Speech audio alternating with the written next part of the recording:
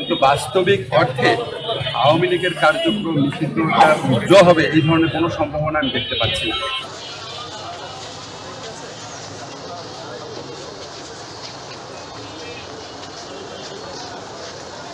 আমি যেটুকু বুঝতে পারি থিওরিটিক্যালি একটা কথা বলেছেন। থিওরিটিক্যালি তো যখন একটা দলের কার্যক্রম কিছু সময়ের জন্য ব্যান করা হয়, থিওরিটিক্যালি ওই ব্যানটা আপনার পার্মানেন্ট কি পার্মানেন্ট না সেই ধরনের প্রশ্ন থাকে। কিন্তু বাস্তবিক অর্থে আওয়ামী লীগের কার্যক্রম নিষিদ্ধটা উজ্জ্ব হবে এই ধরনের কোনো সম্ভাবনা আমি দেখতে পাচ্ছি না। আমি অন্তত দেখতে পাচ্ছি না। বরং আমি যেটুকু জানি যে আমাদের আন্তর্জাতিক অপরাধ আদালতের যে প্রসিকিউশন টিম আছে সেই টিমের পক্ষ থেকে সংগঠন হিসাবে আওয়ামী লীগের বিচার চাওয়ার একটা পদক্ষেপ নেওয়া হচ্ছে।